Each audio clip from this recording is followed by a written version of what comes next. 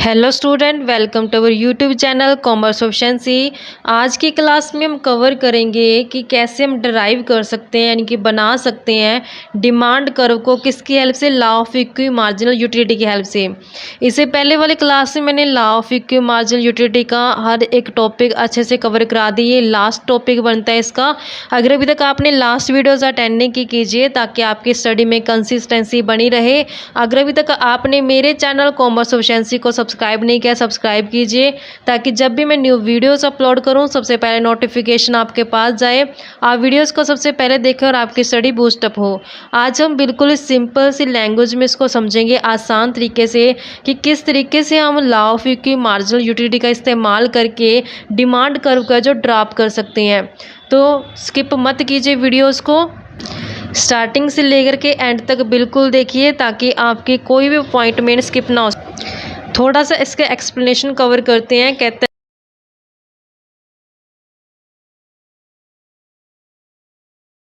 हैं कि demand curve can also be drive through the law of equi margin utility. तो कहते हैं कि डिमांड कर्व को हम law of equi margin utility का इस्तेमाल करके बना सकते हैं।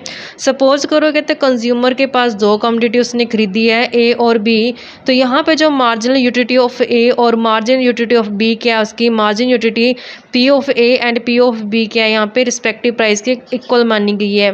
Consumer will be in equilibrium. कहते हैं कंज्यूमर इक्विलिब्रियम में कब होता है, when he spend his income on different goods in such a manner. कहते हैं जब वो अपनी इनकम को खर्च करता है अलग अलग गुड्स के ऊपर इस तरीके से खर्च करता है कि जो रेशियो उसकी मार्जिन यूटिलिटी का उसके प्राइस के रिगार्डिंग वो क्या आ जाए, इक्वल आ जाए।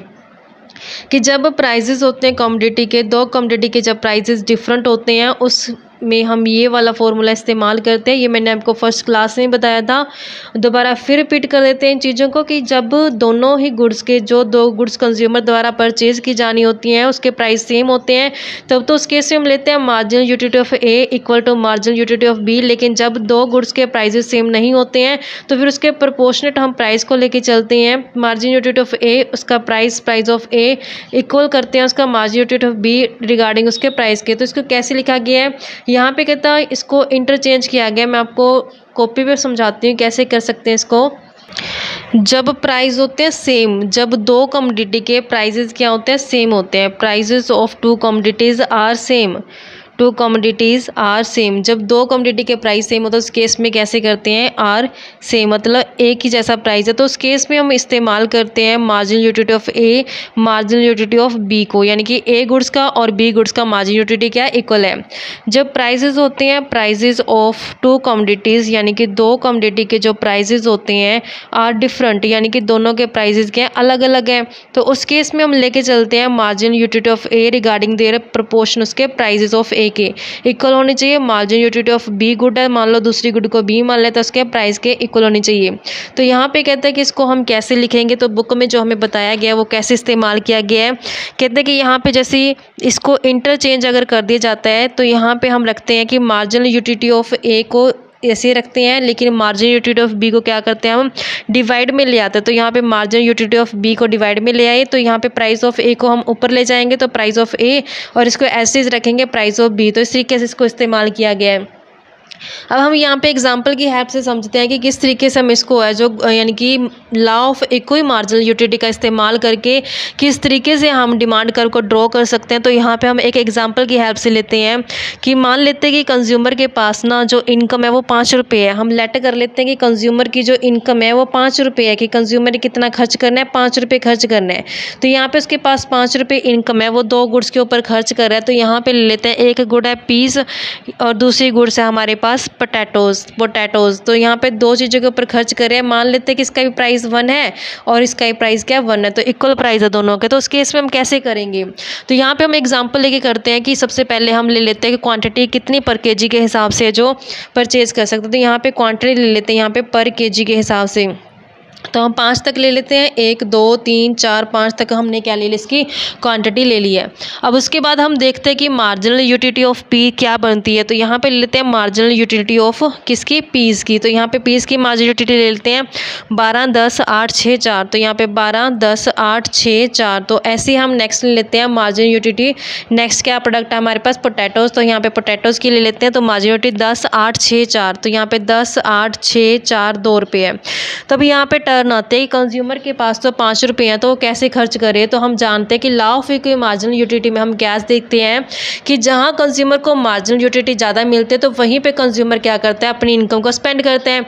अब यहाँ पे अगर खरीदेगा वो पीस के ऊपर खर्च करेगा, तो ये पीस है, तो ये पोटैटो है, तो पीस के ऊपर मार्जिनल यूटिलिटी 12 है, जबकि पोटैटो के ऊपर सिर्फ 10 है। तो मार्जिनल यूटिलिटी कहाँ ज़्यादा है, 12 यहाँ ज़्यादा है, तो 1 रुपया वो यहाँ खर्च कर देगा।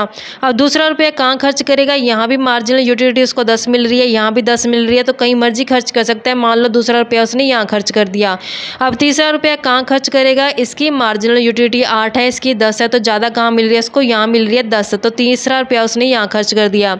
चौथा रुपया कहाँ खर्च करेगा, इसकी भी 8 मार्जिनल यूटिलिटी है, इसकी भी 8 है, तो मर्जी है, चाहे यहाँ खर्च कर दे कंज्यूमर, चाहे यहाँ खर्च कर दे। एग्जाम्पल के लिए लेते हैं कि मान लो यहाँ पे उसने खर्च कर दिया चौथा रुपया। अब उसके पास टोटल 5 रुपया, तो उसकी लास्ट यूनिट ऑफ मनी कहाँ स्पेंड करेगा, जहाँ उसको मार्जिनल यूटिलिटी ज़्यादा मिलेगी। यहाँ 8 मिल रही है, यहाँ 6 मिले, तो ज़्यादा कहाँ मिल रहा है, इसको यहाँ मिल रही है। 5वां रुपया उसने यहाँ खर्च कर दिया। तो हमने देखा कि जो लास्ट यूनिट ऑफ मनी यानी कि 5वां रुपया उसने खर्च किया, तो 5वां रुपया खर्च करने से जो 2 गुड्स की यानी 2 कमोडिटी की मार्जिनल यूटिलिटी क्या आ रही है, यहाँ पे सेम आ रही है। तो यही तो क्या कहलाता है, law of equity marginal utility कहलाता है। यानी कि कंज्यूमर इस केस में 3 kg तो किसकी यूनिट खरीदेगा, 3 यूनिट तो किसकी परचेज़ करेगा, 3 यूनिट परचेज़ करेगा पीस की। तो यहाँ पे 3 यूनिट परचेज़ की जाएगी किसकी, पीस की, और 2 यूनिट किसकी परचेज़ करेगा यहाँ पे, पोटैटो की। तो 2 यूनिट किसकी परचेज़ करेगा, पोटैटो की। यहाँ पे क्या हो जाएगा, उसकी equal law of equal margin utility लागू हो जाएगा, क्योंकि यहाँ पे दोनों पे क्या हो रहा है, उसके law of equal margin utility मतलब कि प्राइस क्या हो रहा है, इक्वल हो रहे हैं। जैसे फॉर्मूलाज में हम पुट करेंगे तो मार्जिन यूटिलिटी, जैसे हमने फॉर्मूला क्या लिखा था, marginal utility of peace, P की मार्जिन यूटिलिटी जितनी होती है डिवाइड करते हैं प्राइस ऑफ पी से, यानी कि इसका प्राइस कितना पीस का, प्राइस ऑफ पीस, और इक्वल किसके आनी चाहिए, मार्जिनल यूटिलिटी ऑफ पोटैटोज़, और डिवाइड करते हैं प्राइस ऑफ पोटैटो का, प्राइस ऑफ पोटैटो से। तो हमने देखा कि जो मार्जिन यूटिलिटी ऑफ पी कितनी बनी है, यहाँ पे 8 बनी है, प्राइस 1 है, इसकी भी 8 बनी है, इसका 1 है, तो यहाँ पे 8 यूनिट क्या हो चुकी है इसकी, 8 यूटिल्स क्या हो चुकी हैं इसकी, 8 यूटिल क्या है, law of equity marginal utility के तहत इसकी ये यूनिट बनती है कि यानी कंज्यूमर कितना परचेज करेगा, 3 यूनिट परचेज कर लेगा पीस के, और 2 यूनिट परचेज कर लेगा पोटैटो के। तो इस केस में क्या आ जाएगा, उसका law of equity marginal utility लागू हो जाएगा। अब नेक्स्ट केस आता है कि अगर मान लो कि प्राइजेस क्या हो जाए, डिफरेंट हो जाए, तो उस केस में कैसे ट्रीटमेंट किया जाएगा, तो कैसे हम डिटरमाइन करेंगे कि कहाँ पे कंज्यूमर है जो इक्वल मार्जिनल यूटिलिटी ले रहा है। मान लेते हैं कि जो प्राइस है जो पीस का वो कितना है, प्राइस ऑफ पीस ले लेते हैं कि अब 2 रुपये हो चुके हैं, यहाँ पे 2 रुपये हो चुके हैं, जबकि पोटैटो का प्राइस सेम ही है। पोटैटोज़ का प्राइस क्या है, वही 1 रुपये है जितना हमने पहले लिया था। जो कंज्यूमर की इनकम है वो भी कितने हैं, 5 रुपये ही उसने खर्च करनी है। तो यहाँ पे क्वांटिटीज़ पर केजी के हिसाब से लेते हैं, पर केजी के हिसाब से। तो यहाँ पे 1 2 3 4 5 ले लेंगे। अब यहाँ पे इसका लेते हैं कि मार्जिनल यूटिलिटी ऑफ पीस क्या बनती है। तो जैसे मैंने पिछली टेबल ली थी वही सेम उठाती हूँ डाटा, 12 10 8 6 और 4।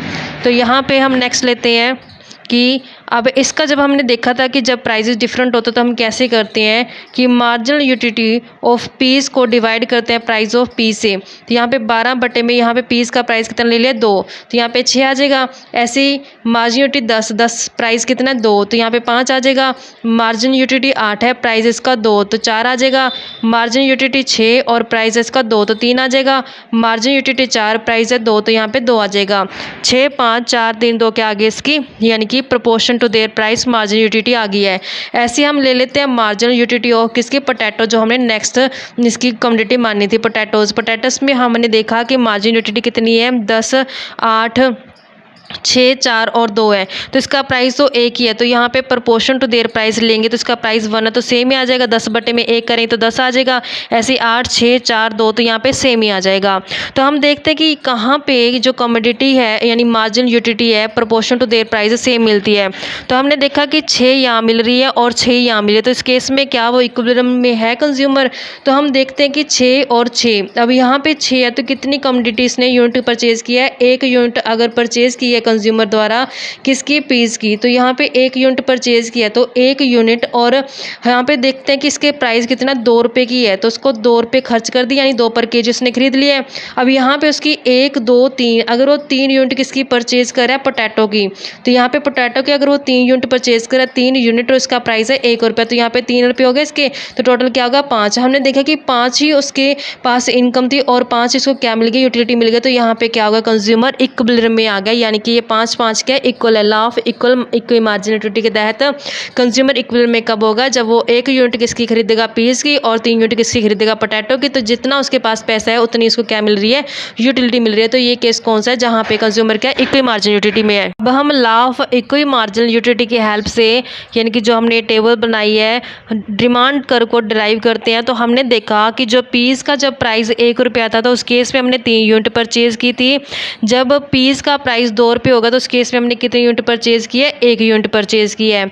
तब हम इसका शेड्यूल बनाते हैं, demand schedule of peace prepare करते हैं। हम यहाँ पे डिमांड शेड्यूल ऑफ पीस को लेके चलते हैं कि कैसे हम डिमांड शेड्यूल बनाएंगे। डिमांड शेड्यूल ऑफ पीस को लेके चलते हैं, तो हमने देखा प्राइस ले लेते हैं एक साइड पे और दूसरी साइड पे इसकी क्वांटिटी डिमांडेड जो केजी में ले लेते हैं। हमने देखा कि जब इसका प्राइस 1 रुपये था तो उस केस में 3 यूनिट है जो इसकी परचेज़ की थी। जैसे इसका प्राइस बढ़ के 2 हो गया तो इसकी यूनिट कितनी बाय की गई है, 1 की गई है। तो ये मैंने दोनों केसेस आपको टेबल 1 से मैंने बताया था 1 रुपये प्राइस, टेबल 2 का इस्तेमाल करके मैंने बताया था अगर प्राइस 2 हो तो कितनी कितनी कमोडिटी इसकी परचेज़ की जाएगी। अगर हम इसकी हेल्प से ड्रॉ करते हैं डिमांड कर्व को तो कैसे ड्रॉ करेंगे, तो जैसे हम यहाँ पे ले लेते हैं एक्स एक्सिस और वाई एक्सिस को, तो ये हमारे पास एक्स एक्सिस होती है ओ एक्स एक्सिस और ये हमारे पास वाई एक्सिस होती है। यहाँ पे हम ले लेते हैं प्राइस को और यहाँ पे ले लेते हैं क्वांटिटी जो केजी में डिनोट की जाती है। तो यहाँ पे ले लेते हैं कि हम एग्जांपल के लिए क्वांटिटी में 3 तक है तो 1, 2 तो यहाँ पे 3 और प्राइस है जो 2 तक है तो यहाँ पे 1 ले लेते हैं और यहाँ पे 2 ले लेते हैं। हमने देखा कि जब प्राइस 1 है तो क्वांटिटी कितनी है, 3 है, तो यहाँ पे आ जाएगा पहला पॉइंट। जब देखा कि प्राइस बढ़ के 2 हो गया तब उस केस में क्वांटिटी कितनी हो चुकी है, 1 हो चुकी है, तो उस केस में यहाँ पे इस तरीके से आ जाएगी। तो जब हम इसको ड्रॉ करेंगे तो इस तरीके से मैच करेंगे तो ये हमारे पास क्या आ जाएगा, कर्व आ जाएगा इसका। तो ये कर्व बन गया हमारा डिमांड कर्व। तो इस तरीके से हमने देखा कि law of equal margin utility की हेल्प से हमने क्या किया, डिमांड कर्व को ड्रॉ किया। कैसे किया तो हमने बता दिया। तो ये इस टॉपिक का लास्ट टॉपिक बनता था, law of equal margin utility का लास्ट टॉपिक था ये। तो आज की क्लास में कवर हो चुका है। नेक्स्ट टॉपिक बनता है कंज्यूमर्स इक्विलिब्रियम यूटिलिटी एनालिसिस के अंदर। तो नेक्स्ट क्लास में वो टॉपिक स्टार्ट करेंगे। ऐसी रेगुलर वीडियो देखने के लिए आप मेरे चैनल कॉमर्स एफिशिएंसी को सब्सक्राइब, लाइक एंड शेयर करिए।